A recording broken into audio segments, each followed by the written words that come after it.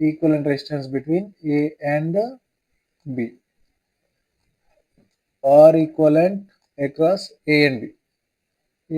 AB points మధ్య equivalent resistance find out చేయాలి.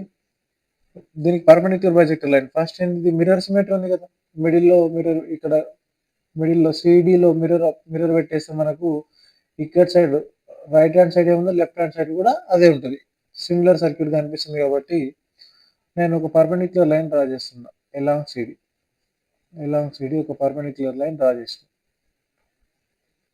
Along the line of symmetry remove the resistors remove చేయండి.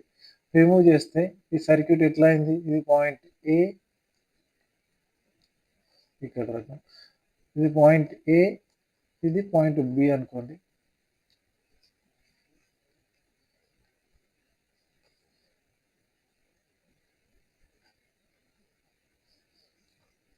ఇది point A and point B.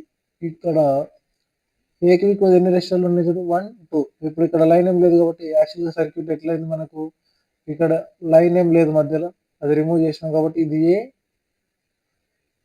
ఇది mid point, then ఇది B. So ఇది mid point. Along this we don't have any resistors remove చేసినాం. ఇది ఒకటి అయింది. మళ్ళీ ఏకి బికి మధ్య ఇంకా ఇక్కడ పైన కూడా 2 రెసిస్టర్స్ ఉన్నాయి.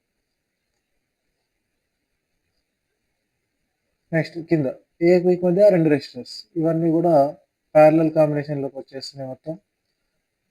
సో ఇది రెసిస్టర్స్, అన్ని రెసిస్టర్స్ వాల్యూ ఎంత ఉంది, R R R R R are.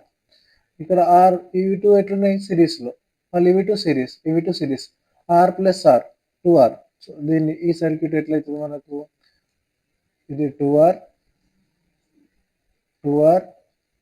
కింద కూడా 2R, మొత్తం అన్ని కూడా 2R అయిపోయింది.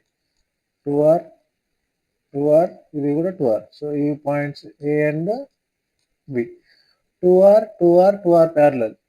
R dash equal to what? Parallel combination. 3 equal resistors are in parallel. R dash equal to R by N. R value ఎంత ఉంది, 2R.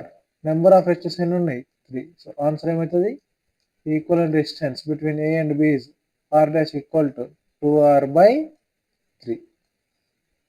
2R by 3 ohms resistance కాబట్టి. ఇది మిర్రర్ సిమెట్రీ.